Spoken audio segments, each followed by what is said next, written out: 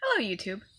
It's been a little while since I posted a video, not too long, but I will be posting some today, so, but okay, you read the title, so this video is, now I don't know where the request went, but I did see it, I did, so, about altar space, and, that got me thinking about making a video or two on the concept of, like, my thoughts on altars, caring for altars, and setting altars up, and different altars for different deities, different working altars, and outside versus indoors. That's probably going to be a couple videos long, and that's cool with me. So, let's start from the beginning. What is an altar? And, okay, this is a pet peeve of mine. Runa's pet peeves. Altar is spelled A-L-T-A-R. It's not E-R. We're not altering something or changing something. It is an altar that, think of the altar you see in church. You kneel at the altar and you want to praise Jesus. No, thank you. I'll pass on that kind of altar. But it is an altar or space, usually a table or some sort of an area that you're set up for your deities and your workings is made, and it is there so you can have a sacred space created for that purpose. And not all witches have altars. Not all practitioners have set altars. Not all of us can, actually. So there are different types of things that people do in place of that and to combat that. So not all of us can have like a big fancy altar. Now I have a space where I work, but it makes do for now. I have a specific space. I guess you could call it an altar, but it's not everything I'd like it to be at this moment. But working on that. But some people actually have to be very secretive, so they have to hide their altar space. And a lot of people use the old shoebox idea, or a nice box that you can hide all of your ritual implements in and store somewhere where nobody will disturb it and think twice about it or whatever. People in the broom closet, so we say here. People who aren't publicly witches or anything, which is perfectly fine. You know, you have to do that for your own safety or your own sanity or whatever else. That's fine. You don't have to wave the witch flag to be a witch. So, do what you gotta do, sweetheart. Do what you gotta do. But, as for other things, altar spaces can be different types of altars and different spaces for different things. Ancestor altars are a thing. Working altars are a thing. Deity altars are a thing. Travel altars are a thing. Now, travel altars, like, and I've been meaning to make one of those actually, but I see them all the time. Like, they're like kind of like a DIY thing, and usually it'll be like a little case or something that holds little implements that you can take on the go with you, that you will stock if you have to be away for some reason or whatever else. Like, you put like little bits of salt in there, little waters, little crystals, little somethings, sigil papers, little candles, little maybe a tea light or something. It's meant to be small, usually these things are like no bigger than a little makeup container or something. But some people go a little bit further with it, but they're meant to be on the go and easy to take with you, so then you can still continue to do your workings and embrace your spirituality on the go, and you don't have to worry about not doing it the way you usually would do it.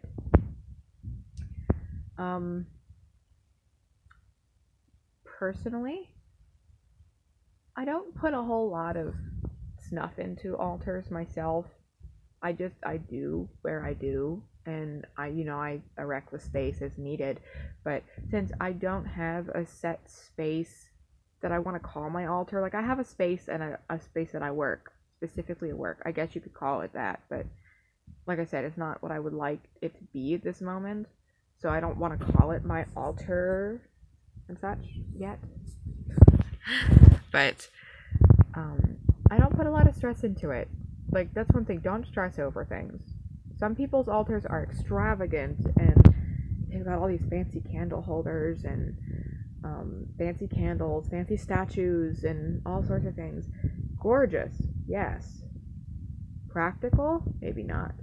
And if you can afford that, go ahead. Go ahead. I mean, and some deities appreciate that. Like, definitely, if you want to make like a deity altar and you have different statues of them and just go all out for them, like, go ahead, do that. If you have the funds to do that, do that. Spoil your deity. It will benefit you well, and it's nice to do that. Be cool. Be nice. If you can do that, go ahead. Also, it's good to make things for your deity. If you're going to decorate your altar, like, I've made little altar pieces and sigil pieces for various demons. Like, I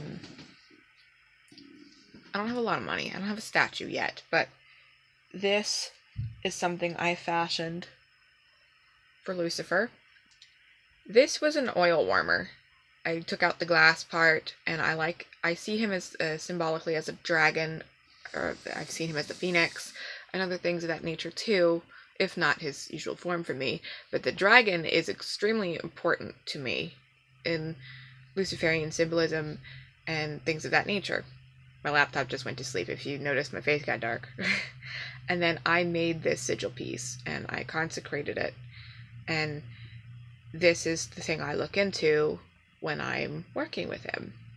And I have something in the back here, but I won't show that to you, but I do. Oh, it does tend to fall a little bit, but that's okay. It actually makes it easier, so if I'm on the go, I take the sigil with me and leave the base here. But handmade things are definitely strong and good for that stuff. 1 second. Okay, let's put him back there. And I hand make my candles. I repurposed a candle glass and consecrated this, and I made this candle for him. And you can see.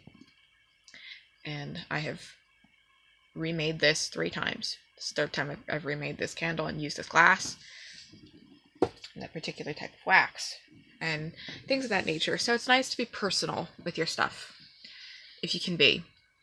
So, but don't stress over it too much. What are different altars? I'm just kind of going off the cuff here. I'm not looking at any notes or anything, so forgive me for skipping around. My brain is chaos. So, different types of altars. It's good to have different altars set up. Now, not all of us can do that, so don't stress if you can't. If you can't have an ancestral altar, if you can't have a money altar, you can't have a deity altar, you can't have this altar, that altar, and all sorts of these altars. You can't have those. It's okay. It's perfectly fine. You're not less a witch or less a practitioner if you cannot have all the trimmings set up all the time. But things like an ancestral altar, now personally I will admit I do not have one because I don't have the space for it, the appropriate implements that I would put on it. I have some things that are set aside for when I can, but I don't have the right space to actually put an altar like that where I feel comfortable. But that doesn't mean I don't thank my ancestors. I do. I probably do it more often, but I do. I definitely do. When all my spirits get thanked, they're included in that. But so that is for, obviously, communion with your ancestors. You would put things of importance to them on there. Give offerings and things like maybe your grandfather liked cigars and had a specific type of cigar that he liked, and you could lay one there, or you could smoke one with him and have a picture of him or various different relatives or family members and friends. I would even put pets on there for my own thing because they're family to me. I treat my pets like family.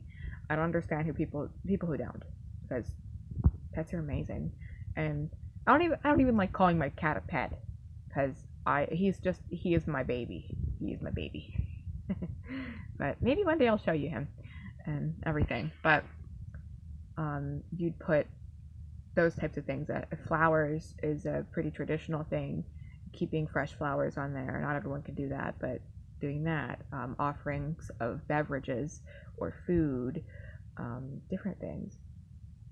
You'd keep that up, and you'd keep it nice and tidy, and talk with your ancestors every so often. I mean, obviously you don't have to talk to all of them if they weren't good to you or whatever, but and I in my own personal opinion, I would be mindful of who also you're working with, for what reasons and everything, like being respectful of that. Like for me, I'm pretty dark. I like demons and shit. If I'm going to include ancestors in workings, I would probably not include certain ancestors I actually knew because they're Catholic.